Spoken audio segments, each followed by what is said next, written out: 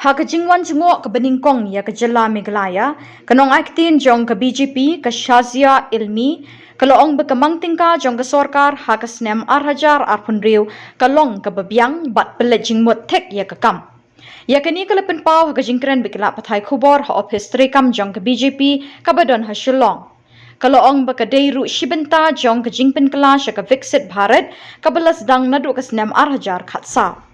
Shushu kaloong baka Mang Pisa kamday tang kajing penlut henry kapeni kajing temu terekam kabajingai na kabinta kari lembat karoy kapar kabala kadawru ha kajing Kiew ha kasurok kakarkhana kapuli puthi lembat kajing sanchar kabakhot kamtam ha kathan chatay lamingi kaloong bapalat arpui hajar klur tingka lapelut ha kajing tay puli ha kathan chatay lamingi Naduh hajar khatsa Nalor kata kaloong ha Meghalaya, kajing pulut Pisa paiba kala Kiew na kan riwajar praspa khatway klur tingka hau arajar khatsaw, syaka arpulai hajar saus pa nyo pun riw klur, bat kendai hajar riw spa klur tingka laai kum ki Pisa antait lingba kajing Kiew ha kabenta khajana.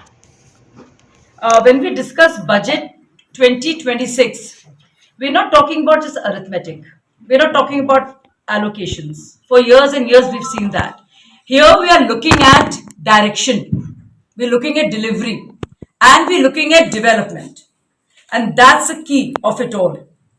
Now, when you see the budget, obviously, as Deveshi pointed out, it's not in just isolation, right? It is a part of India's transformation journey, which began in 2014. And this is a trajectory, and we're working towards the idea of Viksit Bharat, from a developing nation to a developed nation. Viksit Bharat. And this journey continues. And we all are passengers, co-travelers as part of this journey. Now, we've always... There was so much leakage when it came to spending. When it came to outcomes, there was little to show. But we can see that this budget, like other budgets, is about growth with fiscal responsibility. Now, overall, when you talk about the budget, it's obvious, and I'm sure all of you know it, we've discussed it threadbare, is the emphasis has been on infrastructure, very crucial to Meghalaya and to Northeast, manufacturing, skilling, innovation, and clean governance. So when we talk about Northeast, something significant has happened. And really, last 10 years, almost 11, we are looking at another vision altogether, strategy for Northeast, and the results are for all of us to see and savor. Now, as you all know, that the 8 northeastern states together are 3% of India's GDP. But what is important is a trajectory. What are we working towards? We all know that the literacy rate of Northeast is much higher than the national average. We also know that the 85% of districts in all of Northeast are front runners on development indicators. So when you look at various indices on development, socio-economic, you realize that 85% of districts in Northeast for the very first time are really front runners and are way ahead. Look at the transformation that has happened since 14 years. And of course, we all know, and I think many of us are aware of it, and we savor and enjoy it, all the connectivity there is. So where there's real connectivity and, investment overall in roadways, it's for all of us to see. 21,000 crores has been invested in education infrastructure in this whole region since 2014.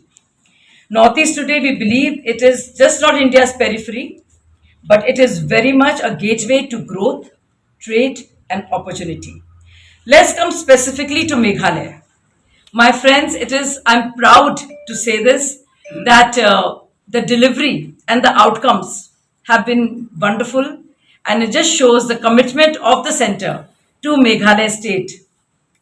So for Meghalaya itself, the 2014, the public expenditure was 6,811 crores, which has now increased fourfold, 4 times more, almost, to 23,470. How much they have increased and what a huge jump there is in what the connectivity was and now. Agriculture, of course, is 22% of the state economy. And if you look at overall the budget 2026, it empowers Meghalaya through a higher tax devolution. And now we're looking at 9,600 crores. given to the state, which is untied funds specifically for states development. So 9,600 crores specifically as untied funds, more flexibility, and of course, which means greater responsibility. What does that translate into? What does this 9,600 crores mean to a citizen of Meghalaya, to you and me, to every brother and sister of Meghalaya? Connectivity. We're looking at hill areas, feeder roads, and which is also and the digital backbone. Tourism as a year-round livelihood. You know, I had the privilege and the pleasure to go to Doki, and I just saw how beautiful it was. Can you imagine how important it can be as an economy and as livelihood for our local brothers and sisters? So it just shouldn't be a seasonal income, but a year-long livelihood. Agri value addition, which means processing, branding, and exporting. Youth skilling and entrepreneurship, very, very important. So, migration is a choice, it is not a compulsion. Friends, earlier budgets have failed, and I'm not blaming them. I'm not saying that they were wrong to do it or they did not plan it better. Intentions, I'm not saying were wrong, but the delivery systems were very weak. So what at the center, what has been done under the leadership of Prime Minister Modi ji is that the delivery systems have become so much better and leakage free.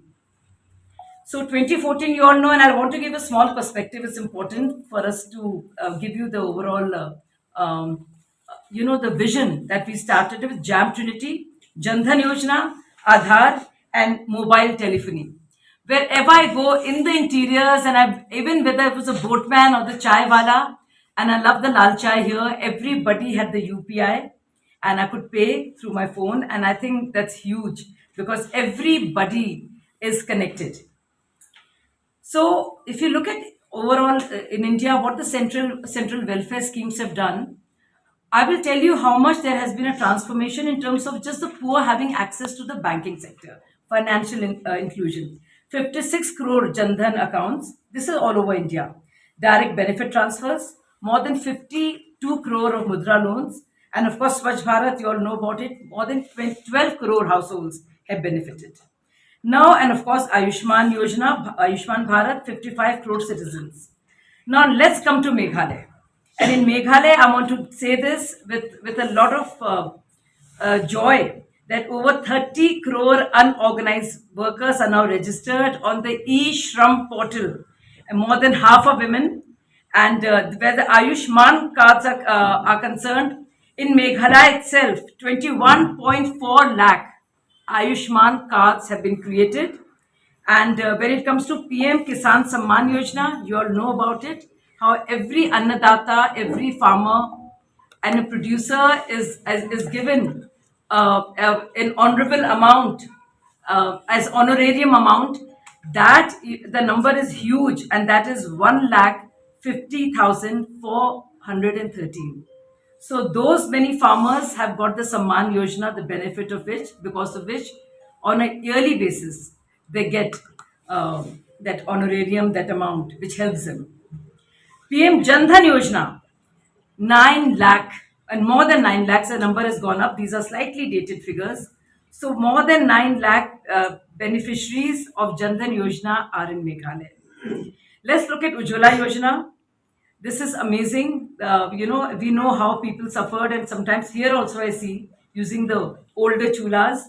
But now there are more than 3,16,157 beneficiaries and families and mothers and sisters who benefit from Ujjwala Yojana. हर घर जल, हर घर नल, हर घर नल से जल. 5.2 lakh rural households have benefited from the central welfare schemes, all created and envisaged by our Prime Minister Narendra Modi and his team. When it comes to Awas Yojana, let's look at the urban numbers. And we look at urban numbers, there have been 4,554 eligible and sanctioned beneficiaries.